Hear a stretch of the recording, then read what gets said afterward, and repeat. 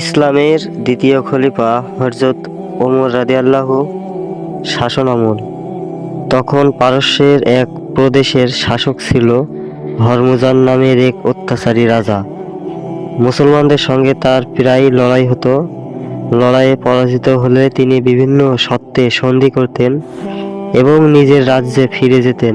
পরে আবার সুযোগ পেলেই মুসলমানদের ক্ষতি সাধন করতেন।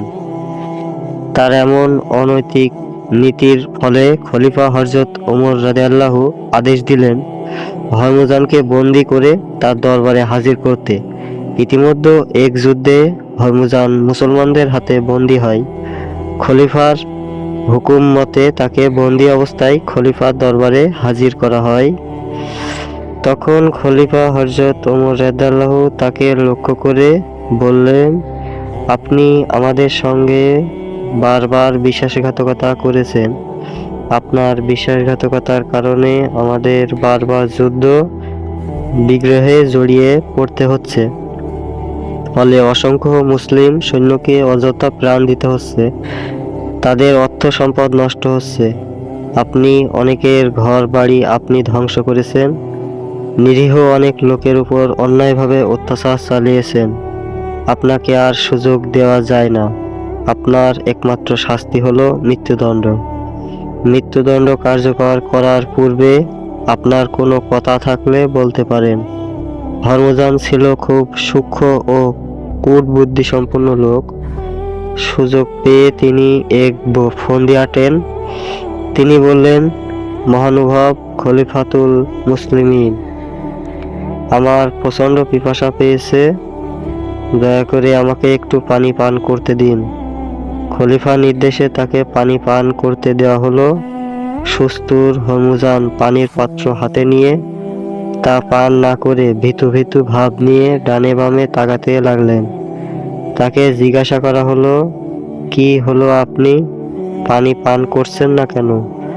প্রশ্নে শুনে হরমুজান জবাব দিল, আমিরুল মুমিনিন, আমার ভয় হচ্ছে যে পানিটুকু পান করার আগেই আমাকে হত্যা করা হবে। তার কথার প্রেক্ষিতে হযরত ওমর রাদিয়াল্লাহু বললেন, আপনি নির্ভয়ে পানি পান করুন। হাতের পানি পান করার পূর্বে আপনাকে হত্যা করা হবে না, এই ব্যাপারে আপনাকে আমি নিশ্চয়তা দিলাম। হরমুজান আমিরুল মুমিনিনের কথা শেষ হওয়ার সঙ্গে সঙ্গে হাতে থাকা পানির পাত্রটি মাটিতে ছুঁড়ে ফেলে দিয়ে বললেন, মহামান্য খলিফা, আপনি বলেছেন হাতের পানিটুকু পান করার আগে আমাকে হত্যা করবেন না। আমি পানি ফেলে দিয়েছি, সে পানি আর পান করব না। ওয়াদা অনুযায়ী আপনিও আমাকে আর হত্যা করবেন না। হরমুজানের এই চালাকি প্রেক্ষিতে মুসলিম সৈন্যরা রেগে গিয়ে বলল, আমিরুল মুমিনিন, আপনি অনুমতি দিন, আমরা এখনই তার এমন অনৈতিক চালাকির শাস্তি দেই। কিন্তু খলিফা হযরত ওমর রাদিয়াল্লাহু সবাইকে থামিয়ে দিয়ে বললেন, না, তা হতে পারে না। মুসলমানের কথার মূল্য অনেক, সুতরাং যে কথা আমি বলে ফেলেছি যে কোনো মূল্যে আমি তা রক্ষা করবই ইনশাল্লাহ। যেহেতু আমি তাকে বলেছি তার হাতের পানিটুকু পান করার পূর্বে তাকে আমি হত্যা করব না, আর সে যখন পানি পান করেনি, সুতরাং বন্দী হরমুজানকে হত্যা করা চলবে না। এ কথা বলে ওমর রাদিয়াল্লাহু হরমুজানকে লক্ষ্য করে বললেন, যান, আপনি মুক্ত। আমার কথার খেলাপ আমি করব না। সুবহানাল্লাহ, কথার কি মূল্য, ওয়াদা পালনের কি অপূর্ব নজির। হরমুজান কল্পনাও করতে পারেনি তিনি এত সহজে মুক্তি লাভ করবেন। রাসূলের প্রিয় সহচর হযরত ওমরের মহানুভব দেখে তিনি দারুণভাবে প্রভাবিত হলেন। তিনি ভাবলেন, এই যদি হয় ইসলামের আদর্শ, তবে এর থেকে দূরে থাকা হবে আমার জন্য চরম দুর্ভাগ্যজনক। ইসলামের অতুলনীয় আদর্শে মুগ্ধ হয়ে হরমুজান ইসলাম গ্রহণ করলেন।